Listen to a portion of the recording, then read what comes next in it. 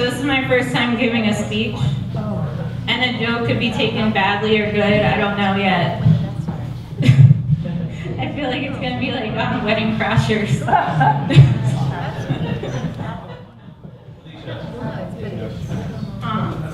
From the heart, yeah. Thank you. Okay. First of all, thank you everybody for coming. This is our first real fundraiser, so it's really awesome. Thank you so much.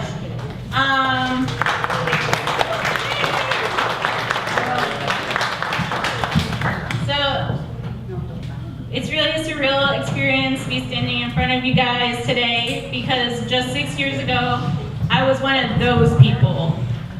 You know the ones. The people who shove their triple cheeseburger in your face to make you uncomfortable. The people who mock at animal rights protesters. The people who absolutely refuse to change. That was me until one day it wasn't, and I did change. Though so many things pushed me to change into the person I am today, nobody deserves more credit than my first rabbit, Floppers. I was still in college when I adopted Floppers. She was the most adorable rabbit at the pet store. Yes, I said pet store. Like I said, I was one of those people. Beyond learning responsibility, raising Floppers taught me about rescue, advocacy, and activism. Soon I became a very strong voice for rabbit rights. I started volunteering at Gainesville Rabbit Rescue. Thank you, Kathy and Betsy, for being here. So great. And my passion for the cause grew and grew along with that volunteerism. One afternoon, I was at home eating a Wendy's bacon cheeseburger, one of those people, and reading an article about 12 rabbits that were stolen from a meat cooperative and dropped at the doorstep of a rabbit rescue in Portland, Oregon. The meat cooperative called the authorities on the rescue and they were forced to return the rabbits. As I'm reading the story, tears are streaming down my face, and suddenly that junior bacon cheeseburger was not looking so good to me. At that moment, I made the connection. A rabbit is no different than a pig. A dog is no different than a cow. A cat is no different than a chicken. All of these animals feel emotions, all live their own individual lives, all deserve life. After this moment, I swore off meat and soon went vegan. The next January, I went to my first protest, which was against Ringling Brothers Circus.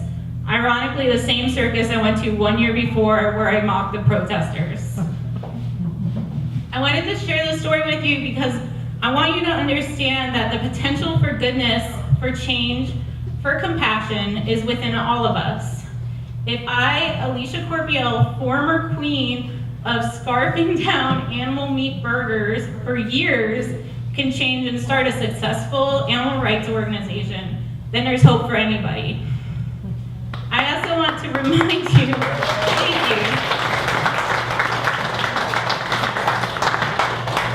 I also want to remind you that at one time we all have been one of those people. So please show compassion and kindness for them, even when it seems impossible. Remember that they have the capacity to change, and you could be part of the reason they do. So on top of this, I want to talk about tonight is our cause is not just for Easter.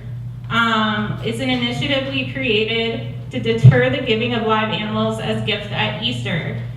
Since I got involved in rabbit rescue in 2010, not an Easter has gone by where I haven't seen the horrors of discarded Easter bunnies. The rabbit I recall the most is Dennis Hopper. Dennis was dropped to Gainesville Rabbit Rescue's Orlando chapter. Yeah, good name.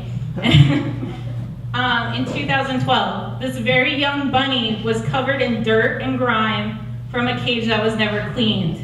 To make matters worse, the cage that Dennis lived in was so small that his legs did not build up the muscle mass he was meant to have, making him disabled. Tina and Brent, who were not able to be here today, who run the Orlando chapter at Gainesville Rabbit Rescue, they cleaned up Dennis and brought him to the vet weekly for physical therapy sessions. After several months of intense therapy and treatment, Dennis was adopted by a vet tech at an office where he received his treatments. So he had a happy story. Dennis was lucky. Most are not this lucky. This brings me to a story about a discarded Easter bunny named Medea, who Kathy and Betsy know too well. Medea's humans decided to release her into the wild when they decided they didn't want her anymore. Kathy and Betsy and the rest of Gainesville Rabbit Rescue volunteers caught wind of the loose rabbit and put together a group to catch her. When Medea was caught, she was covered in maggots. The maggots were so bad they were climbing in and out of her ears, her eyes, and her anus. She was so ill that Gainesville Rabbit Rescue didn't think it was right to even post a photo of her. Medea was rushed to the vet, but unfortunately didn't make it by the next morning. Rabbits like Medea and Dennis are why Not Just for Easter exists. 95% of animals bought as Easter gifts will die by age 1, and many others will suffer. It's time to educate our communities and tell these stories. We must save these animals. This cause and this event is dedicated to floppers. With her inspiration, we have taken a tiny late night idea and turned it into a global initiative in just 2 years. So many lives have been saved, and we will continue working to save it even more. Thanks everybody who's here tonight to support Space Coast Animal Rights and our Not Just for Easter campaign. Now that I depressed you, let's have fun.